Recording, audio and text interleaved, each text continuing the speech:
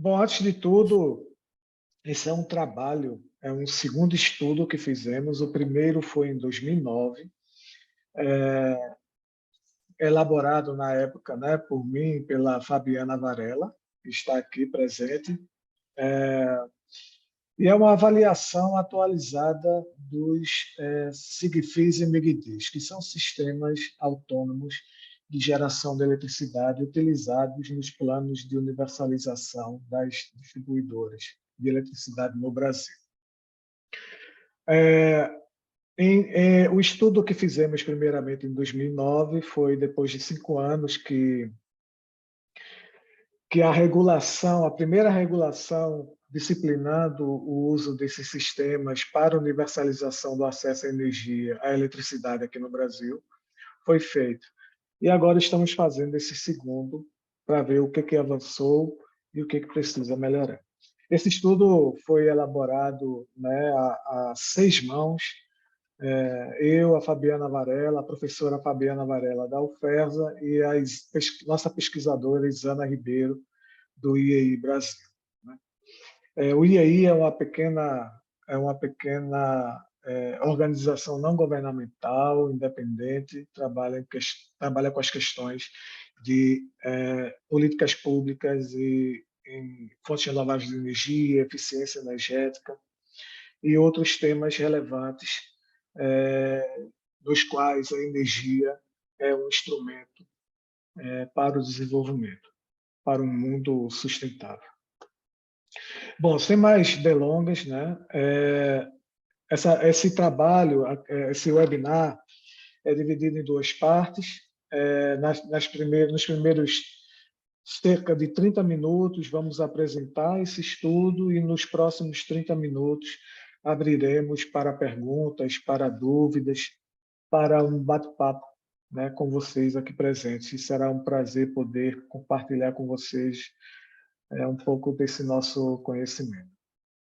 Gostaria de agradecer, né, antes de tudo, a Agência Nacional de Energia Elétrica, a ANEEL, por ter enviado dados, ter permitido com que a gente pudesse conversar um pouco com a agência sobre esse assunto em específico, e também aos consumidores que nós conseguimos conversar, aqueles consumidores que possuem sistemas como esse que nós vamos apresentar. Vamos lá. Eu vou passar a palavra, então, agora, quem vai fazer uma parte da apresentação é a professora Fabiana Varela, da Universidade Federal Rural do Semiárido. Por favor, Fabiana, fique à vontade. Boa tarde a todos. Me escutam bem? Muito bem. Bom, mais uma vez, boa tarde, sejam bem-vindos. Eu vou dar início a essa parte mais teórica do nosso trabalho. Primeiramente, sobre essa estrutura da apresentação, ela está alinhada com a metodologia do trabalho desenvolvido, onde trataremos aqui inicialmente sobre o arcabouço regulatório, depois sobre alguns resultados das análises dos dados disponibilizados pela ANEEL. Posteriormente, trataremos sobre alguns principais resultados, tratando também sobre as perspectivas, por exemplo, de alguns consumidores, e em relação às considerações das recomendações ao final. Pode passar. Por favor. Bom, em relação ao objetivo geral do projeto, realizar a avaliação atualizada do status desses sistemas, sejam eles individuais, SIGFI ou mini-redes MIG-DIS, em relação às distribuidoras em seus planos de universalização do acesso à energia elétrica. Pode passar. Em uma breve introdução, é importante mencionar que no ano de 2002, tivemos a criação da Lei 10.438, que, dentre outras disposições, trata sobre o acesso universal à eletricidade. Posteriormente, no ano seguinte, teve a criação do Programa Luz para Todos, onde até o momento mais de 16 milhões de pessoas já foram beneficiadas, algo em torno de 3,4 milhões de famílias, e esse acesso universal poderia ocorrer através da extensão da rede, ou, no caso, com a opção de sistemas autônomos, SIGFI e MIG-DI, principalmente utilizando os sistemas fotovoltaicos. Alguns anos mais tarde, no ano 2020, de forma complementar ao programa Luz para Todos, foi criado o programa Mais Luz Amazônia, voltado ao atendimento em regiões remotas da Amazônia Legal, onde, segundo o IEMA 2020, há uma estimativa de algo em torno de 1 milhão de pessoas sem acesso ainda à eletricidade, e há como opção o uso de sistemas do tipo SIGFI e MIGDI também, para possibilitar esse acesso universal à eletricidade. Ao final da introdução, a gente faz digamos, não é bem uma análise, mas uma relação em relação a não somente a instalação, mas a necessidade de fiscalização, monitoramento e avaliação desses sistemas. Pode passar, por favor. Bom, em relação a essa questão conceitual do acesso à energia, o nosso entendimento, a nossa definição sobre ter acesso à energia, na verdade, está voltada ao acesso a serviços energéticos, que precisam ser adequados, confiáveis, de qualidade, seguros, ambientalmente benignos e economicamente acessíveis, né, visando auxiliar o desenvolvimento humano e econômico. Alguns exemplos de uso finais pode ser a parte de iluminação, refrigeração, transportes, cocção, entre outros. Pode passar.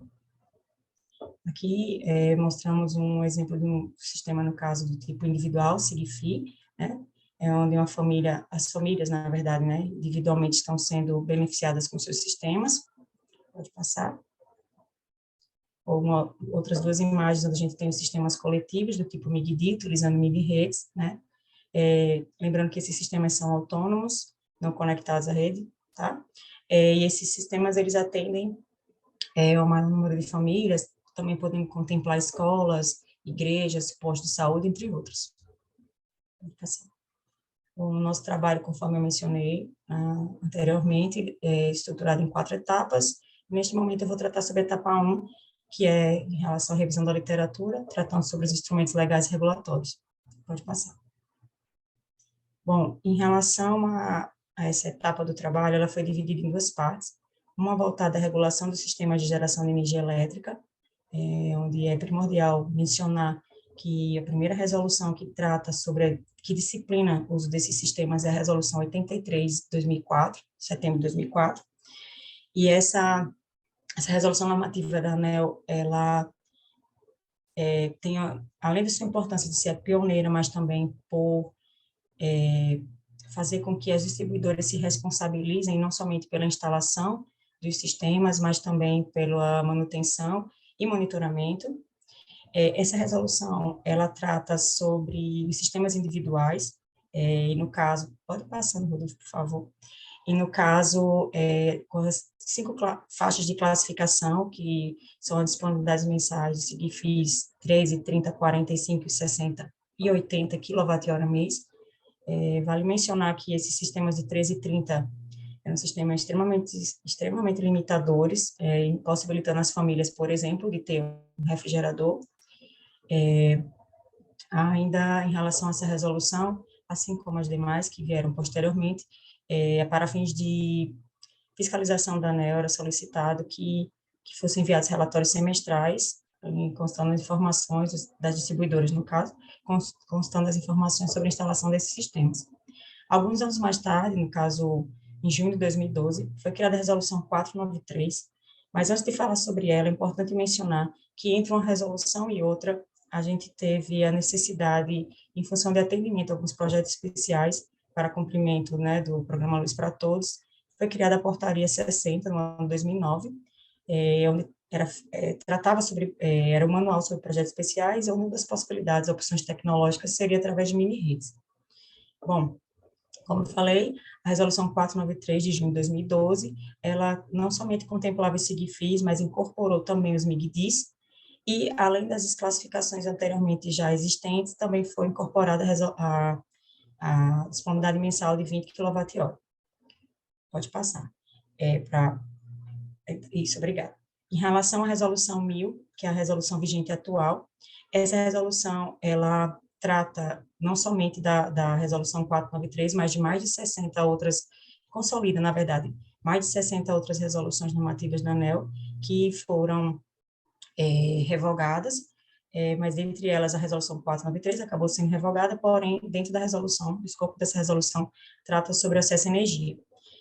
Essa resolução que é vigente, né, de dezembro do ano passado, ela trata também sobre SIGFIS e MIGDIS, porém, ela retirou das suas disponibilidades mensais SIGFIS 13, 20, 30, SIGFIS e MIGDIS desse tamanho, começando a partir de 45. Incorporou também SIGFIS maiores de 120, 180 kWh mês.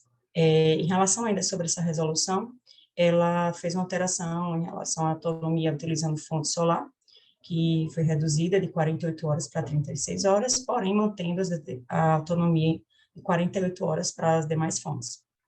Pode passar.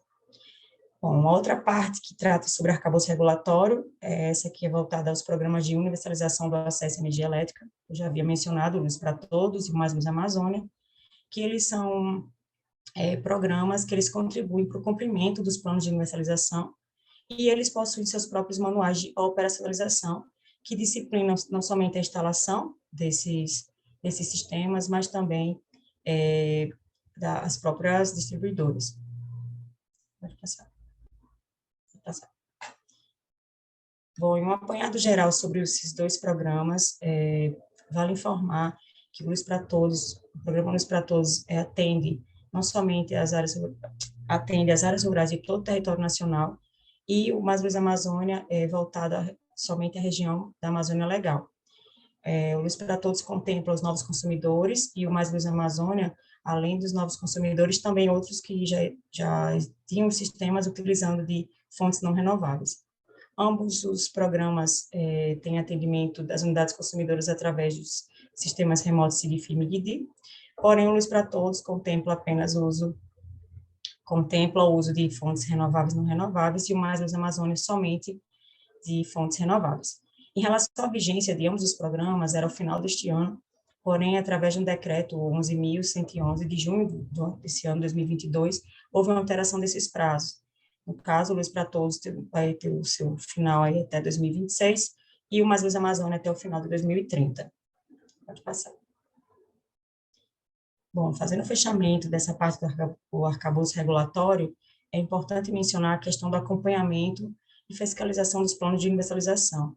Para isso, existe a Resolução Normativa 950, de novembro do ano passado, que essa resolução, ela trata desse acompanhamento e fiscalização desses planos, consolidou todos os atos normativos voltados a essa temática, revogou 13 resoluções publicadas desde 2003 até o ano passado, e trata nas seções 3, 4 e 5, respectivamente, sobre o direito ao acesso gratuito, né, do consumidor, o Programa Luz para Todos e o Programa Mais Luz Amazônia. Antes de prosseguir, eu queria fazer um fechamento em relação a essa informação, é que o que foi possível perceber no arcabouço regulatório é que o Brasil possui resolução normativa que, como é que eu posso falar a palavra, que disciplina, né, esses tipos de sistemas, e temos também um órgão regulador para fiscalizar e acompanhar a instalação desses sistemas. Pode passar. Bom, essa segunda parte do trabalho, né, da própria metodologia, é voltada à análise de dados que foram disponibilizados pela ANEEL. Então, nós tivemos acesso a esses dados de forma online, no próprio sítio da ANEEL, e através desses dados, essa planilha de dados, nós tivemos acesso às informações sobre cadastro e ocorrências da instalação desses sistemas do tipo SIGFI e MIGDI. É interessante falar também que o acesso que nós tivemos mostra que essas informações foram inseridas a partir do primeiro semestre do ano 2020. Então, nossos dados iniciam, no caso, a partir do primeiro semestre do ano 2020 e vai até o segundo semestre do ano 2021. Nós fizemos algumas análises em relação a esses dados que tivemos acesso. Então, no caso, 10 análises voltadas à parte do cadastro e 18 voltadas à parte das ocorrências. Porém, em questão do tempo que nós temos aqui, vamos nos ater a alguns pontos mais específicos. Pode passar. A título de informação, a base de dados, por exemplo, da parte de cadastro, tratava de dados sobre distribuidora, o período de semestre do relatório, o código da unidade consumidora, qual é o tipo do sistema, a forma de atendimento, disponibilidade mensal, questão da medição, data do início das conexões, entre outros. Pode passar.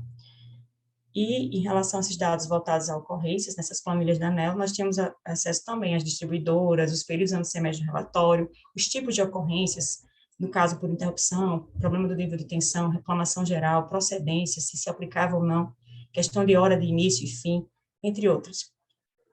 Pode passar. Rodolfo vai dar agora andamento ao trabalho, mostrando para vocês alguns resultados. Pode ficar à vontade, Rodolfo. Obrigado, Fabiana. Essa parte do trabalho que a Fabiana apresentou, ela é uma parte bastante extensa, porque de 2009, na ocasião da publicação do primeiro estudo que fizemos sobre a avaliação desses sistemas, até hoje evoluiu, né? Quer dizer, teve várias mudanças regulatórias e no programa Luz para Todos e, recentemente, com a instituição do Mais Luz para a Amazônia. Então, isso está bastante detalhado no relatório que nós vamos compartilhar com vocês ao final dessa apresentação. E vamos lá. Agora, alguns resultados, né? Antes de tudo, como a Fabiana falou, só trazendo novamente a informação de que, a partir de 2005, era obrigatório que todas as distribuidoras que estivessem instalando SIGFI ou MIGDI eram obrigadas a enviar relatórios todo semestre. Ok? Então,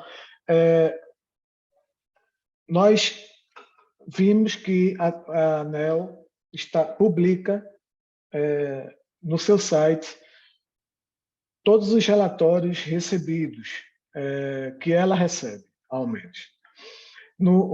E adiantando um pouco o assunto, apenas 6 distribuidoras enviaram esses seus relatórios, pelo menos a partir do primeiro semestre de 2020. Não são todas que enviaram esses relatórios para a ANEEL. Então, as informações que serão apresentadas aqui será desse universo das distribuidoras que enviaram os relatórios, cujos dados estão disponíveis no site da ANEEL. Então, um dos primeiros resultados, né, é quantos sistemas estão instalados, pelo menos até dezembro de 2021. 23 mil, mais de 23.219 sistemas. A maior parte desses sistemas, né, 61% desses sistemas foram instalados entre 2009 e 2010. E em 2018, 2019, teve mais um certo fôlego de instalação desses sistemas.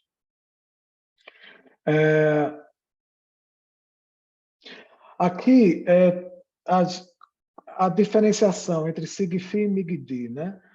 A grande maioria dos sistemas que temos hoje cadastrados nessas 6 distribuidoras, a grande parte é SIGFI, 22.771 sistemas instalados e 448 MIGDI, que são microrredes.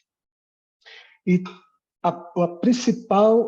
todos esses sistemas são solar fotovoltaico.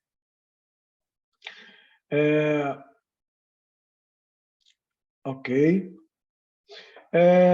Agora vamos falar um pouco da distribuição dos sistemas instalados por distribuidora. Como que isso está dividido, né? As distribuidoras que enviaram seus relatórios, pelo menos a partir de 2020, primeiro semestre, são Coelba, Enel Goiás, Enel Ceará, Enel Rio de Janeiro, Equatorial Pará, o CELPA, anteriormente, e a Equatorial Maranhão, SEMAR, anteriormente. Somente a Coelba e a Equatorial Pará respondem por cerca de 95% dos sistemas instalados atualmente. Aqui tem uma distribuição, né, ano a ano, por distribuidora, e aqui nós temos 95% distribuídos aí entre Coelba e Equatorial do Pará. Agora, vamos olhar a distribuição desses sistemas por disponibilidade mensal garantida. SIGFI 13 significa que é um sistema individual que é dimensionado para disponibilizar 13 kWh por mês para a unidade consumidora. Então, aproximadamente 67% dos sistemas instalados que temos hoje registrados nas distribuidoras são desse tipo. São pessoas conectadas a sistemas que fornecem apenas 13 kWh por mês. 30% dos sistemas instalados são do tipo 45, SIGFI 45, que fornecem 45 kWh mês para a unidade consumidora. Somando-se, né, a SIGFI 13 e SIGFI 45 com alguns MIGDIs, algumas micro-redes, que também oferecem 45 kWh por unidade consumidora, somando isso, nós temos 97% dos sistemas registrados. Aqui tem uma distribuição, né, desses sistemas por disponibilidade mensal.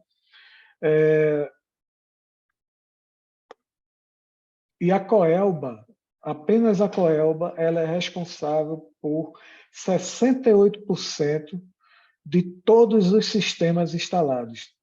A Coelba, até o seu relatório do segundo semestre de 2021, até dezembro de 2021, apenas havia instalado SIGFIs do tipo 13 e 30. Agora vamos olhar a distribuição desses sistemas por classe de consumidor. 58% é consumidor enquadrado como residencial. 18% mais ou menos como residencial baixa renda. 17% residencial rural e um pouco mais que 4,5% agropecuária rural e o resto distribuído nas outras classes de consumidor. Então, se a gente observar bem, 97% de todos os sistemas instalados estão concentrados nessas 4 classes de consumo, que é residencial, baixa renda, residencial rural e agropecuária rural. Vamos agora olhar se esses sistemas possuem ou não medição, né? Equipamento de medição que vai medir o consumo de eletricidade, como nós temos em nossas casas, né? Os relógios que medem o nosso consumo mensal. Primeiro de tudo, olhando aqui são os dados do relatório do segundo semestre de 2021, tá certo? Então, é um retrato do que as distribuidoras que enviaram esses relatórios do segundo semestre de 2021 tinham em relação a sistemas com e sem medição. Olhando, primeiramente, né, consta nesses relatórios que cerca de 69% dos sistemas instalados não tinham medição. E o restante continham medição. Os sistemas que não têm medição, eles são faturados, né? São enviadas faturas, né? Boletos ou as contas de eletricidade baseada no tamanho do sistema. Então, SIGFI 13, o pessoal recebe uma conta com valor referente a 13 kWh. 45, 30, a mesma coisa. Bom, então, consta aqui que 31% possuem medição, tá? O que acontece? Essa é uma das questões que a gente se deparou olhando esses relatórios, eu vou falar um pouco depois, que é o seguinte. Os 3 últimos relatórios enviados pelas distribuidoras, que é primeiro semestre de 2021, do primeiro semestre de 2020, segundo 2020 e primeiro semestre de 2021, a Equatorial Pará, todos os sistemas da Equatorial Pará, eles não tinham medição. E um semestre depois, aparece na base de dados como possuindo medição. É muito provável, mas precisa ser checado, que houve um erro de digitação dos dados. Tá? Então, assumindo que todos esses sistemas da Equatorial Pará são sem medição, nós temos, então, que 96% dos sistemas instalados não possuem medição. A maioria são sistemas, como nós vimos lá atrás, né? SIGFI 1345. A maior parte desses sistemas são da Coelba, instalados pela Coelba entre 2009 e 2010. E as 3 distribuidoras cujos sistemas não possuem medição na sua totalidade são Coelba, Enel Goiás e Equatorial Pará. O restante possui medição, pelo menos declarada, a maior parte em sistemas de SIGFI 45, todos instalados a partir de 2016,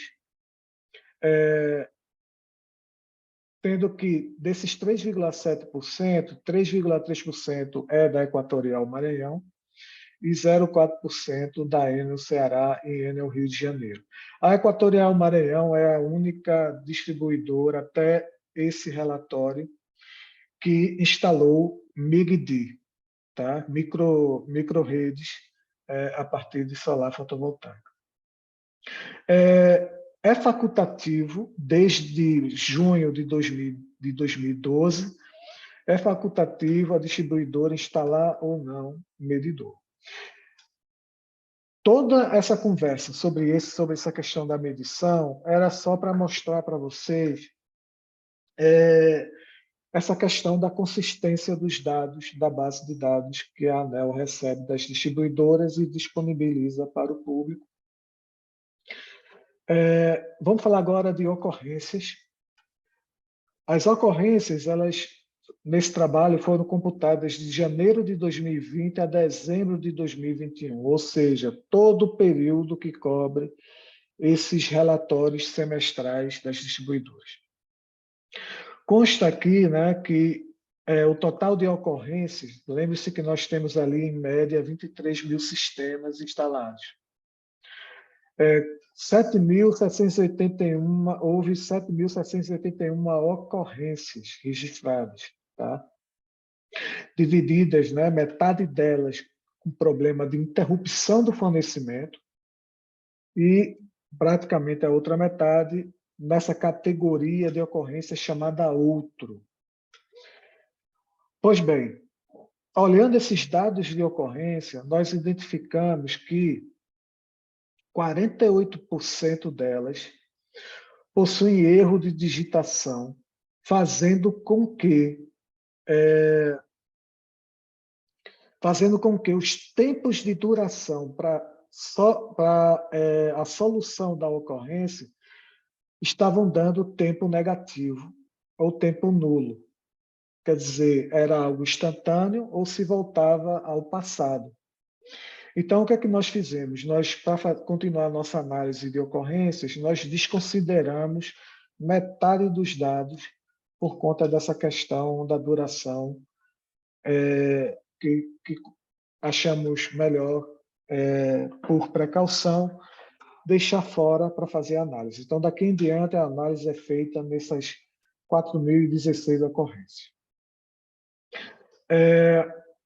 Bom, olhando essas ocorrências distribuídas por distribuidora, quase metade delas por interrupção, quase metade delas é pela Coelba, sendo que todas as ocorrências da Coelba são por interrupção de fornecimento. E e 29% dessas ocorrências gerais são distribuídas, 29% na Equatorial Pará e 20% na Equatorial Maranhão. Mas o número da Coelba ele é muito alto porque a Coelba, naturalmente, tem uma quantidade maior de sistemas instalados e sistemas também mais antigos, né? O primeiro sistema instalado pela Coelba foi em 2006. Então, o que é que resolvemos fazer? Criamos um indicador onde a gente divide o número de ocorrências pelo número de sistemas instalados. Então, aí, esse indicador, né, de ocorrência por sistema, nós temos aqui uma distribuição. A Coelba, que apresentava um número maior de interrupção, mas se você olhar, a Coelba ela tem cerca de uma ocorrência para cada 10 sistemas instalados, ou 12 ocorrências a cada 100 sistemas instalados nela. E aí salta aos olhos algumas distribuidoras como a Enel Ceará e a Equatorial Maranhão, que possuem mais do que ou igual a uma ocorrência por sistema instalado. E aí, se a gente for criar esse indicador, criamos, né, um indicador global, que é uma média ponderada pelo número de sistemas instalados, nós temos aí cerca de um indicador, né, dando 0,17, que é cerca de a cada 5 sistemas instalados a uma ocorrência. Vamos olhar agora por que ocorrem essas ocorrências, né? Eu sei que passamos aqui do tempo, né, dos 30 minutos de apresentação, mas eu acho que é importante mencionar para vocês. Existe o que se chama de fato gerador das ocorrências. Então, nós temos aqui, não sei se está para vocês um teste oftalmológico, nós temos que, por exemplo, a ocorrência do tipo interrupção tem uma série de fatos geradores. Por exemplo, falha de material, outro, casa fechada, corrosão, endereço não localizado, isso tudo a distribuidora, cada distribuidora preenche. Algumas preenchem com mais detalhamento do que outros. E olhando, né, esses fatos geradores, eles podem ser improcedente, não aplicável e procedente. A grande maioria, né, 97,7% dos fatos que geraram uma ocorrência foram de interrupção. No caso da interrupção, 89% delas foram causadas por falha de material no equipamento ou outro, essa categoria outro que ninguém sabe ao certo o que isso é, né? Porque outro pode cair bastante coisa aí dentro. Então, das interrupções, mais da metade se deve a esse outro, tá bom? E não é detalhado. Então, isso foi uma recomendação que nós fizemos para a ANEEL, né, de ter um melhor detalhamento dessa categoria. Bom, olhando agora, para que aquelas ocorrências apareçam no sistema da distribuidora, o consumidor precisa entrar em contato com a distribuidora. Então, tem várias formas que o consumidor pode entrar em contato com a distribuidora, lembrando que esses consumidores estão em lugares muito distantes, em lugares remotos, em lugares com difícil acesso. Às vezes pode ser próximo da sede de uma cidade, mas para poder chegar nessa cidade é muito complicado. Então, demora muito tempo. Então, nós temos o consumidor ele pode entrar em contato com a distribuidora indo para uma agência, ou por telefone, ou uma outra categoria chamada de outro, ou outra forma que pode entrar em contato, seja por rede social ou por WhatsApp, etc. Essa distribuição por tipo de ocorrência, se a gente olhar o total geral aqui, a grande maioria dos consumidores, assim, praticamente todos, é por teleatendimento, telefone e liga para a distribuidora. Olha lá, 99,8% das ocorrências, porque o consumidor faz a ocorrência, liga e aí passa a valer a ocorrência e começa a contar o tempo até a solução do problema. Bom, primeiro, antes de tudo, vamos falar um pouco da perspectiva dos consumidores, mas antes nós achamos que, e isso é algo que se provou, né, se mostrou aí na pesquisa, nas entrevistas e na literatura que conversou com consumidores que receberam Sigfi, que muitos têm dificuldade de entrar em contato com a distribuidora, às vezes por falta de sinal ou porque não tem sinal de internet ou sinal telefônico ou sinal de rádio. Então, nós achamos que o número dessas ocorrências é subdimensionado, é subnotificado, tá? Mas, enfim. Então, como que nós fizemos essa parte do trabalho sobre perspectiva de consumidores? Entrevistas com alguns consumidores, representantes de moradores que receberam Sigfi, uma grande quantidade de Sigfi, e através da literatura publicada. Um dos primeiros pontos que identificamos é a dificuldade na comunicação, não só na comunicação de entrar em contato com a distribuidora, mas a questão de escuta por parte da empresa terceirizada que instala esses sistemas. Os consumidores tentam alertar para algumas coisas e não possuem um feedback construtivo, vamos dizer assim, dessas empresas. Seja em relação às demandas desses moradores, que é, por exemplo, um local mais adequado para instalar esses sistemas, né? Às vezes, a terceirizada, embora seja terceirizada, é responsabilidade, em última instância, da distribuidora, ela instala sistemas em lugares que tem enchente de rio, né? E aí danifica equipamento, etc., por mais que os consumidores, os moradores tentem alertar, mas essa comunicação precisa ser melhorada da distribuidora com os moradores. A questão da dificuldade de entrar em contato com a distribuidora, já comentei. A morosidade na manutenção, quando o sistema tem um problema e o consumidor reporta à distribuidora, às vezes pode demorar mais de um ano para se restabelecer o sistema. E, enquanto isso, consumidores que demoram muito tempo, meses, né, e chegar até a um ano, ou até um pouco mais de um ano, teve alguns casos em nossas conversas que ocorreu isso. Embora o sistema não esteja fornecendo energia, os consumidores ainda reclamam que recebem as faturas de eletricidade, inclusive faturas que vêm cobrando taxa de iluminação pública, sendo que nessas localidades, várias delas, não têm iluminação pública nos seus locais.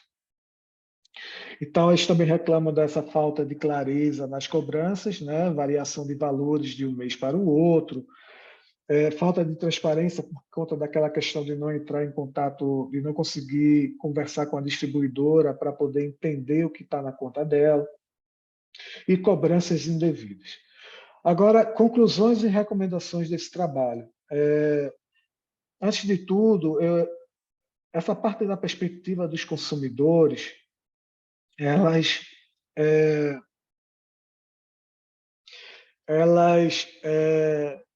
têm muito mais informação do que isso, tá? Porque o tempo é curto.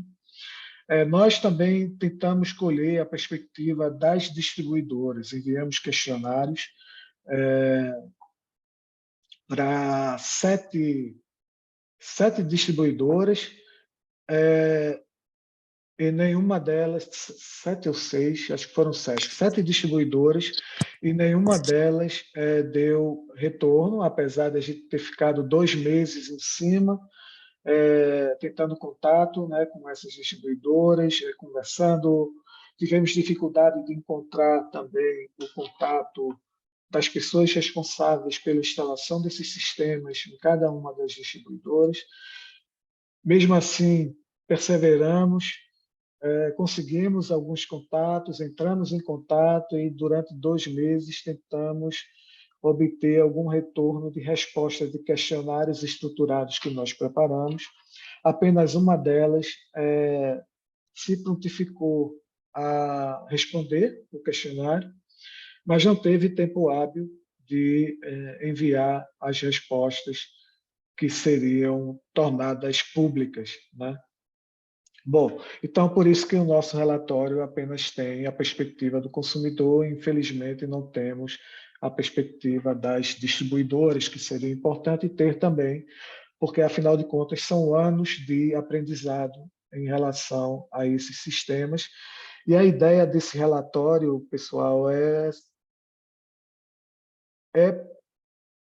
promover, né, essa discussão e contribuir de forma construtiva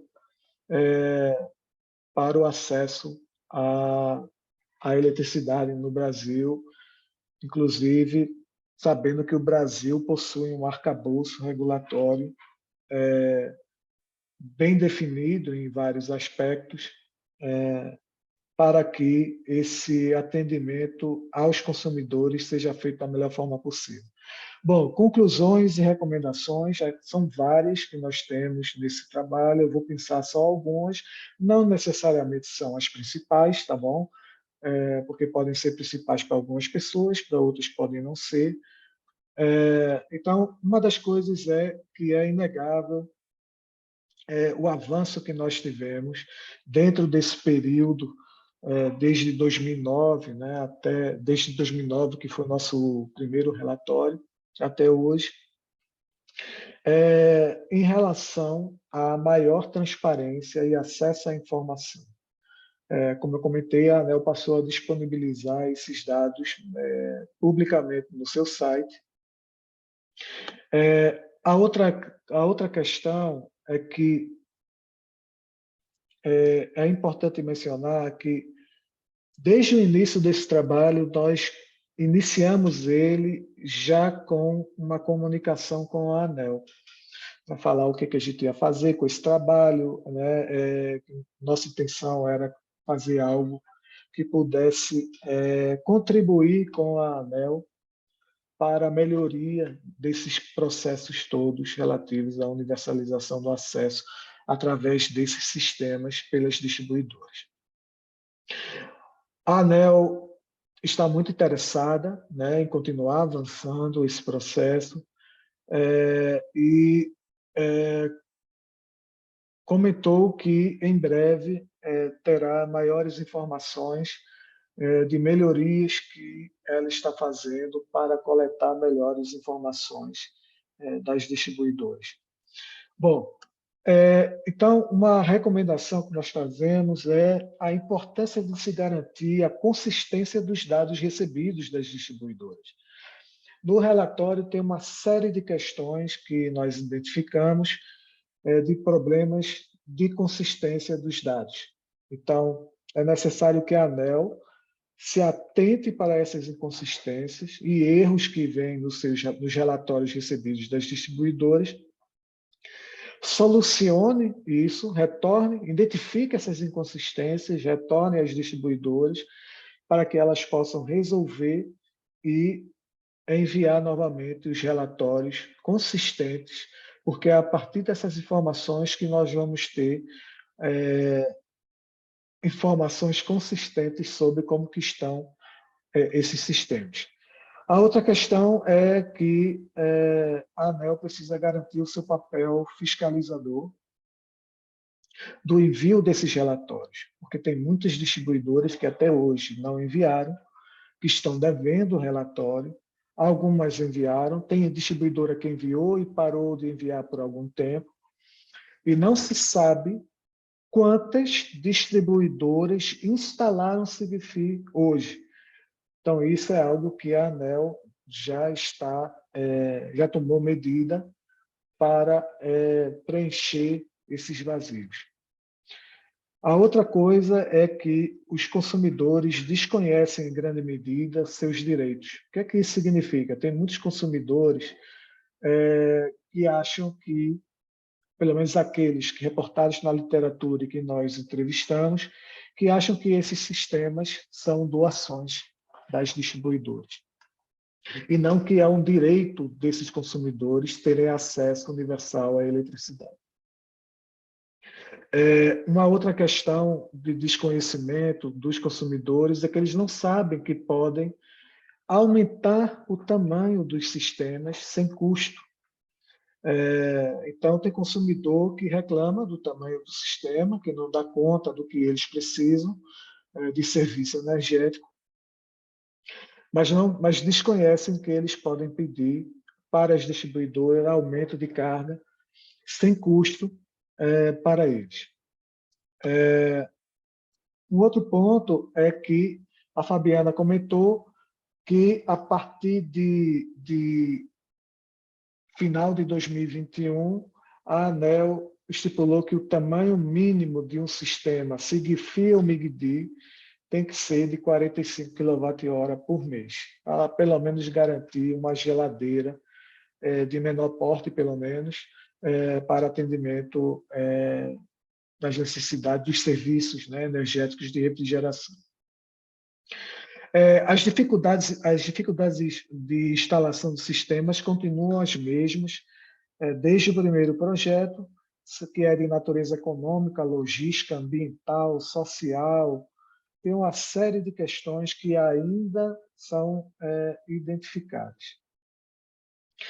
A questão da comunicação, incluindo a disponibilidade de informação para os consumidores, é uma questão importante e precisa ser ampliada e facilitada para que os consumidores entendam, né, seus direitos e deveres e também possam fazer suas reclamações e terem um atendimento mais adequado. Bom, essas são algumas das conclusões, são várias conclusões e recomendações do trabalho, não se esgotam nessa apresentação. Aqui está a capa do nosso relatório, que nós estamos disponibilizando nesse link aqui para vocês, vocês podem baixar à vontade e lerem, e nós esperamos que esse trabalho seja o primeiro, quer dizer, é o segundo, né? Mas que ele não é o fim para o IEI, ele não termina aqui, ele é um começo, porque há muito o que ser melhorado para que as pessoas que estão na ponta possam ter serviços de energia adequados e funcionando bem dentro dessa ideia de universalização do atendimento à eletricidade. Então, deixo aqui nosso muito obrigado, em nome da Fabiana Varela, da Isana e meu, e abrimos agora, temos infelizmente 10 minutos, para perguntas, dúvidas, comentários de vocês. Muito obrigado. Por favor. Quem tiver dúvida, alguma questão, levantem a mãozinha ali no Zoom. Já temos uma no Arthur. Oi, Arthur. Primeiro, tanto do ponto de vista pessoal, aqui eu como Arthur, mas também como IDEC, queria parabenizar você, VI, da UFES, pelo trabalho. Muito bacana essa iniciativa de vocês. Confesso que eu não conhecia o trabalho anterior, que você citou, de 2009, mas já fiquei interessado. E eu vejo aí uma relação muito forte entre, principalmente, essa questão do consumidor que você falou e o trabalho que a gente faz no IDEC. Então, eu gostaria de me colocar à disposição aqui para a gente ter uma conversa posterior sobre isso, conversar um pouco melhor sobre esse trabalho, pensar em coisas aí que a gente pode desenvolver junto, que eu vejo muito potencial aí para IEI, IDEC, enfim. Dito isso, Rodolfo, eu fiquei com uma dúvida. E eu imagino que isso esteja no relatório, tá? Mas já que estamos aqui, eu vou perguntar. Com relação à fonte dos dados, todos os dados que vocês tiveram acesso, eles estão lá disponíveis no site da ANEEL, ou teve uma parcela desses dados que vocês conseguiram um contato direto com a agência?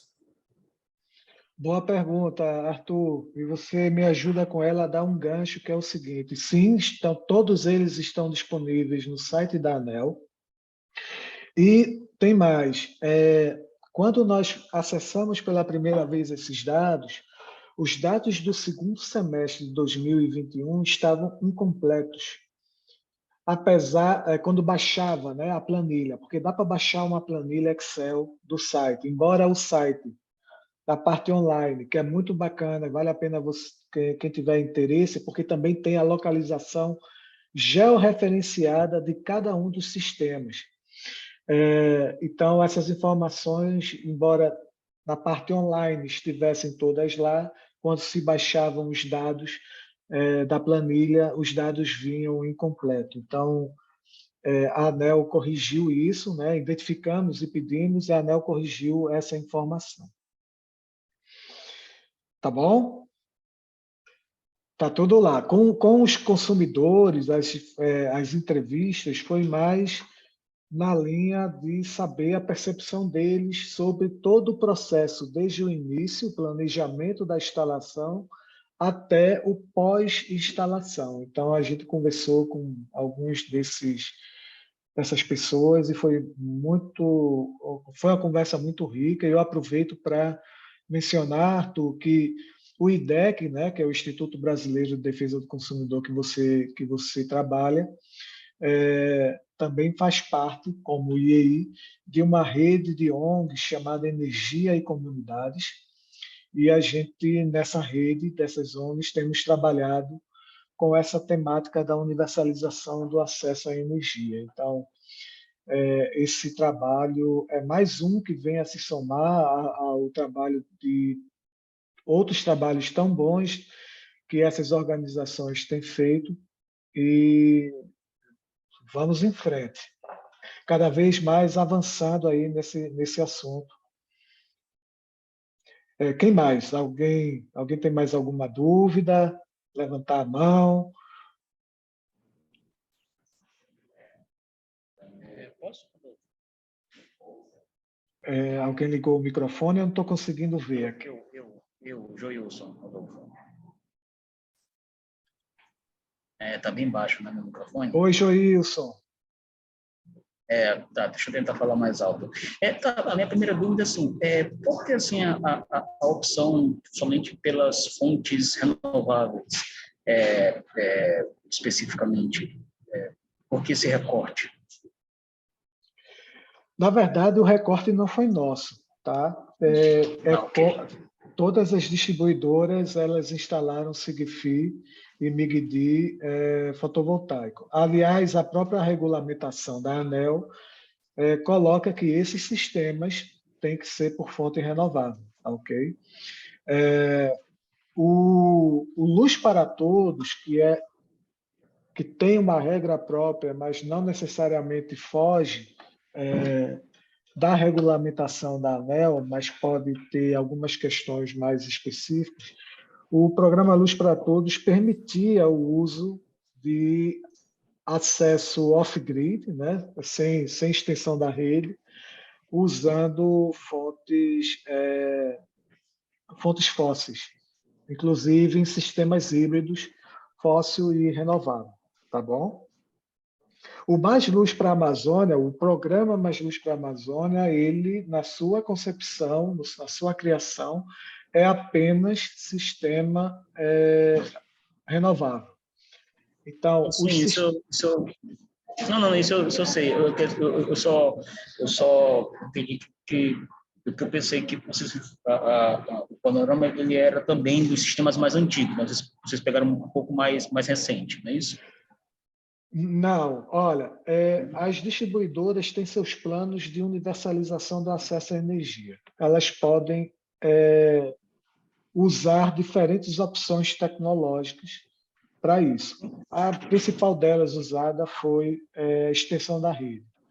A ANEEL, em 2004, regulamentou que, olha, a distribuidora pode, além da extensão de rede, também pode usar sistemas autônomos de geração de energia renováveis, tá bom? Então, aí as distribuidoras, todas as informações que nós trouxemos aqui são sistemas, SIGFI na sua maioria e MIGDI, cujas fontes são eminentemente solar. Ok? Ficou claro?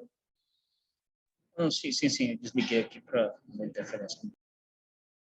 Tá bom. O Joilson, ele faz parte da Frente Nacional por uma Nova Política Energética aqui no Brasil, congrega uma série de organizações e coletivos, também faz parte, né, da Rede Energia e Comunidades. Mais alguma pergunta?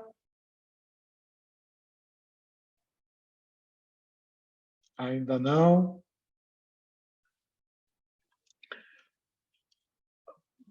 Só que olhando. Bom, pessoal, então para encerrar, né, temos aqui esse link para vocês baixarem o relatório, é muito detalhado, e eu gostaria só de agradecer a vocês pela audiência, né, no lançamento desse estudo, pensando que esse é um estudo que é para ser um começo, porque a gente não precisa, não devemos parar por aí, tem muito o que ser melhorado, tem muito consumidor precisando de apoio, e também agradecer à equipe do IEI, a equipe que participou da elaboração desse trabalho, que muito me orgulha esse processo de construção com a Fabiana e a Isana.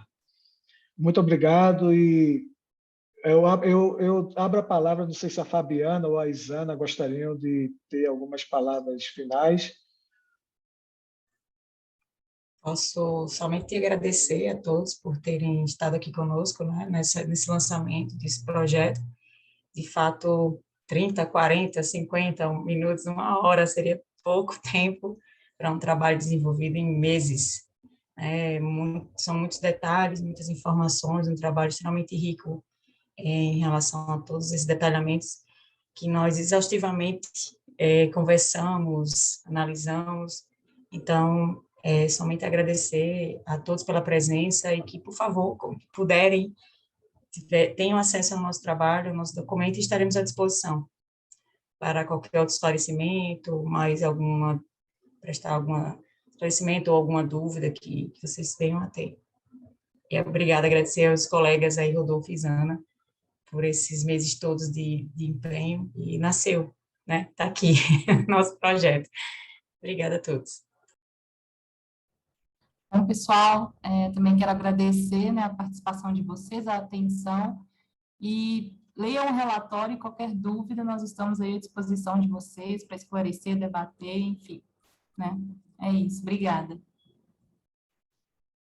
É isso, pessoal. Muito obrigado pela audiência e até mais.